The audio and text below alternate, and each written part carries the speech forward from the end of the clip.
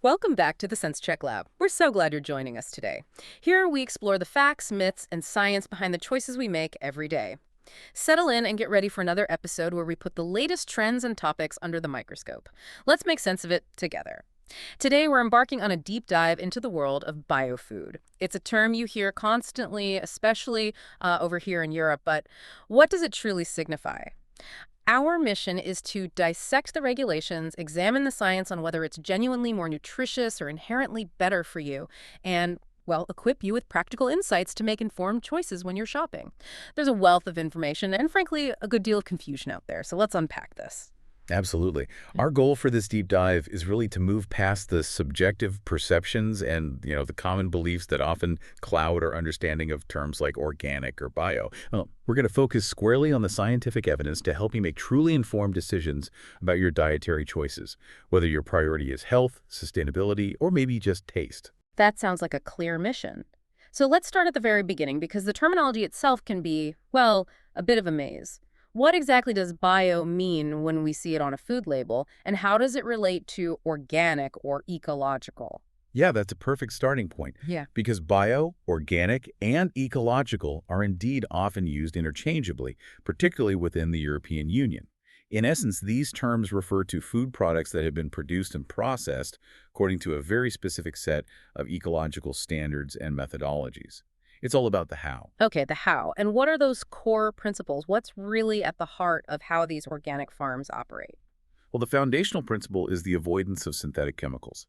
So that means no synthetic fertilizers and a severe restriction on most synthetic pesticides. Right. I think a lot of people hear organic and think zero pesticides. That's a common misconception, yeah. It's important to clarify that organic farmers can use natural pesticides, things like neem oil or insecticidal soaps, as long as they're approved for organic production. And actually, under U.S. federal organic standards, if pests aren't controllable by purely organic means, some specific synthetic substances from something called a national list might even be allowed in certain situations. Interesting nuance there. So it's more about which pesticides and inputs are used rather than a complete ban. What else defines organic? Another crucial principle is a strict ban on genetically modified organisms, GMOs. Okay. This applies not just to the plants themselves, but also to the feed given to animals if you're looking at organic meat or dairy products. Ah, so it goes right down the food chain. Exactly. And animal welfare is also paramount. Organic standards prioritize husbandry practices tailored to the specific species, making sure animals have access to the outdoors, are fed organic feed, and are raised without things like growth hormones or routine antibiotics. So it's really about the animal's quality of life and what they consume, too. Precisely. Beyond that, organic farming strongly emphasizes sustainable practices. The goal is to respect natural life cycles, reduce pollution, and actively conserve soil and water. How do they achieve that? Well, through methods like crop rotation, which helps maintain soil health and build up humus. That's the rich, dark, organic matter crucial for healthy soil. It also promotes biodiversity by integrating features like hedgerows, ponds, or meadow orchards that provide diverse habitats for plants and animals. It's really meant to be a holistic approach to farming, aiming to work with nature, not against it. That makes a lot of sense. But when we see that organic label, does it actually tell us anything definitive about the food's final characteristics? Like, can a lab test a product and scientifically declare it organic? That's a really crucial distinction. The organic label primarily indicates how a product was produced or prepared. It certifies the production process, not necessarily the product's intrinsic attributes or its chemical composition. Ah. So unlike, say, testing for a specific chemical residue, you actually can't identify organic status through a standard lab test. It's about verifying the farming and handling methods. Got it. Given how pervasive bio is in the EU, let's zoom in on their official regulations. What are the key rules for organic certification in the European Union?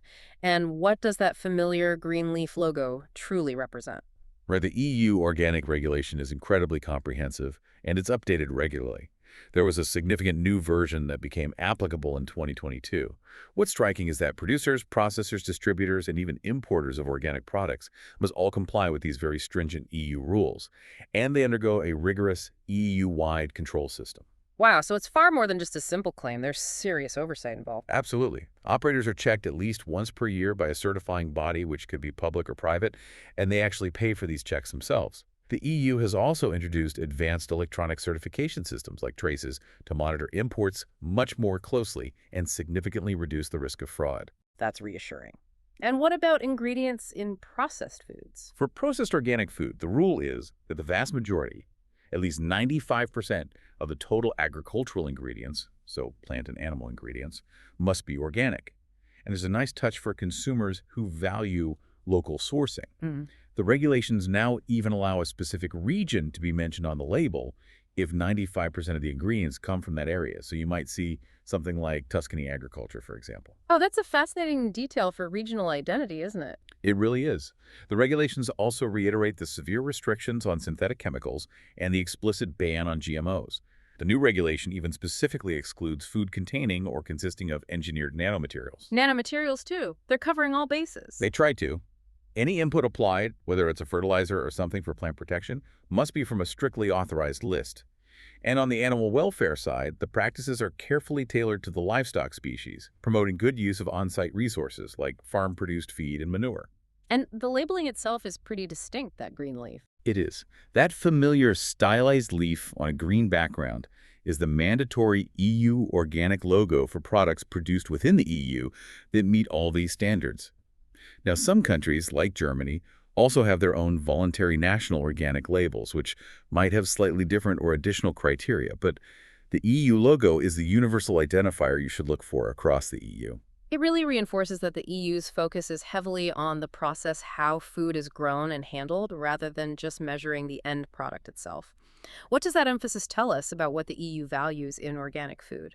I think it speaks volumes about valuing ecosystem health, traceability, and building consumer trust in the production methods.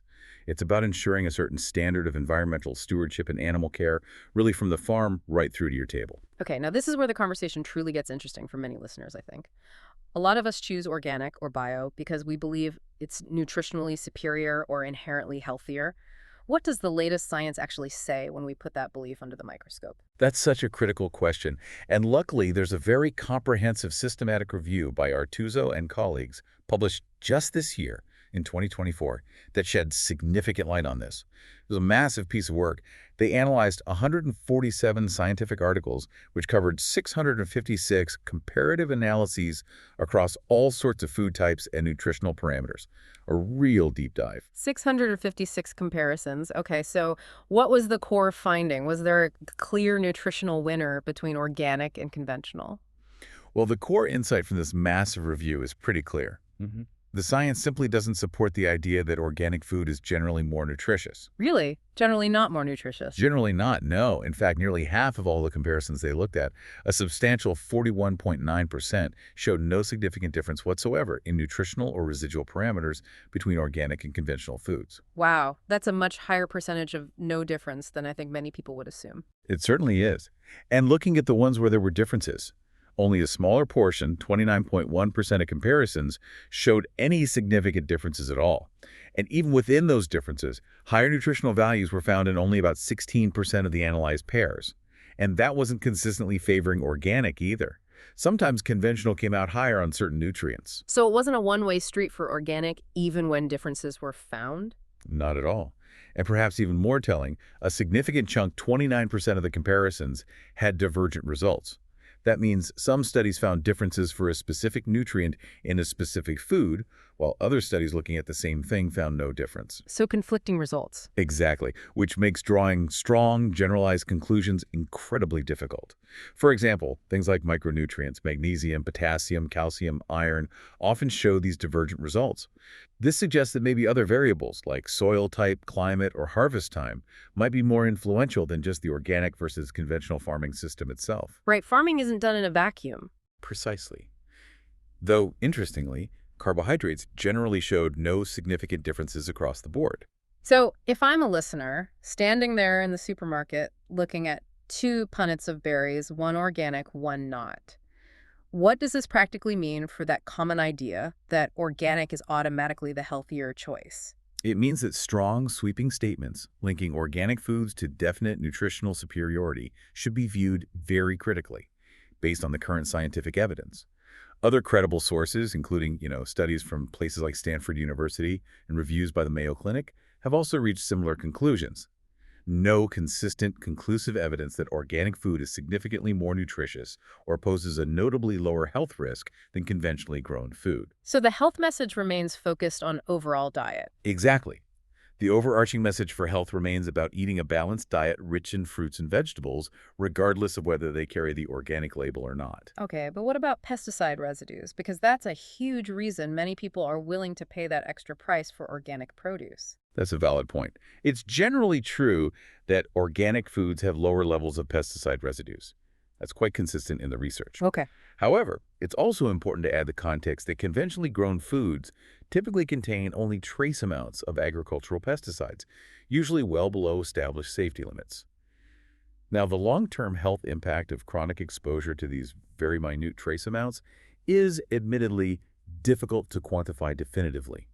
But most experts currently agree that these trace amounts pose a very small health risk overall. We lack strong, long-term human studies proving significant harm from these low levels found in conventional produce. So the perceived health benefit from lower pesticides isn't quite as clear-cut in terms of measurable risk reduction as some might believe. But if nutritional superiority isn't the consistent finding, what about the environmental and ethical benefits? Are those more consistently backed by research? Yes, generally speaking, the environmental and ethical advantages of organic farming are more consistent and widely acknowledged in the research. That's where the differences often become clearer. Okay, like what specifically? Well, environmentally, organic farming can significantly minimize nitrate pollution in water systems, which is a big issue with synthetic fertilizers. It also actively promotes soil fertility and helps build that crucial humus layer through practices like using natural fertilizers and crop rotation. And as we touched on, it generally supports greater biodiversity because it creates more varied habitats for plants, insects, and animals through things like hedgerows, ponds, and those meadow orchards. And greenhouse gases. Some studies indicate lower greenhouse gas emissions for organically farmed plant-based food compared to conventional, though the picture for meat is often more similar or complex. And a key point is that because organic farming doesn't rely on fossil fuel-derived synthetic fertilizers, it's often seen as a more sustainable practice in that specific regard. Right, less reliance on fossil fuels. And the animal welfare side, that's a big consideration for many people. That's definitely another area where organic often shows clearer ethical benefits. Organic labels typically ensure better living conditions for farm animals. That includes requirements for outdoor access and, importantly, a ban on routine use of growth hormones or antibiotics. That antibiotic point is significant with concerns about resistance. It is. That can be a key driver of antibiotic resistance issues, often associated more with conventional intensive farming. And anecdotally, though it's subjective, some people do report a better taste for organic produce. This is often attributed to things like using older, sometimes less commercially optimized plant varieties, or simply allowing more time for natural ripening rather than picking early for transport. Interesting. So, given all this information, this whole picture, how can you, our listener, make smart, informed choices when you're at the grocery store deciding whether to buy bio or organic foods? What should you really be aware of? Great question. Okay, practical tips. First and foremost, always look for official organic certification seals. In the EU, that's the green leaf logo we talked about. In the US, it's the USDA Organic Seal. These seals are your guarantee that the product has actually gone through the rigorous certification process. And understand the wording. 100% organic means all ingredients are organic. Organic means at least 95% are.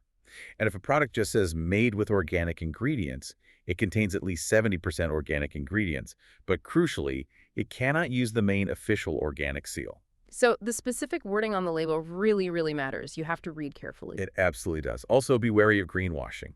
Terms like all-natural, free-range, or hormone-free might sound good, but they do not mean the food is organic and don't guarantee adherence to those strict organic standards. Right, they're not regulated in the same way. Exactly. And keep in mind, as you alluded to earlier, that even if something is certified organic, if it's traveled thousands of miles or is wrapped in excessive plastic packaging, some of the environmental benefits might be canceled out by its overall carbon footprint and packaging waste. That's such a good point. The environmental impact isn't just about how it's grown, but the whole journey to your plate. Precisely. Another crucial awareness point, and this is a big one, organic doesn't magically make processed foods healthy. Ah, yes, the organic cookie trap. Exactly. An organic muffin made with refined white flour and loads of sugar is still fundamentally an unhealthy food choice, just like its conventional counterpart. Processed organic foods can still be very high in salt, sugar, unhealthy fats, and may lack the nutrients found in whole foods. Remember, the organic label certifies the process and the origin of the ingredients, not the inherent healthfulness of a highly processed item like cookies or sugary cereals. Yeah. Prioritize whole foods first, whether they're organic or not. That's absolutely essential to remember for anyone trying to eat healthier overall. What about making organic choices if you're working within a budget? Because it often costs more. It definitely usually costs more. So if you're prioritizing and budgeting for organic, one strategy is to consider focusing on the produce known to have higher pesticide residues. You might have heard of lists like the Dirty Dozen, published by groups like the Environmental Working Group. These typically include fruits and vegetables like strawberries, spinach, kale, things known to generally have higher detectable pesticide residues when grown conventionally. So focus your organic dollars there. Potentially, yes. Conversely, they also publish a clean 15, things like avocados, sweet corn, pineapples, which tend to have the lowest residues even when grown conventionally. So maybe you decide you're okay buying those conventionally. It's a way to strategize. That's a really practical tip for balancing potential health concerns and cost. And speaking of cost and related factors, organic foods typically are more expensive. That's due to things like higher labor costs on the farm, sometimes lower yields per acre, and the costs associated with those stricter regulations and certifications. Also be aware that organic fruits and vegetables may sometimes spoil faster because they aren't treated with synthetic waxes or preservatives, and they might have a less than perfect uniform appearance, so buying fresh and using it promptly is key. Any other budget tips? Definitely. Buy in-season produce almost always tastes better and is cheaper when it's in-season locally.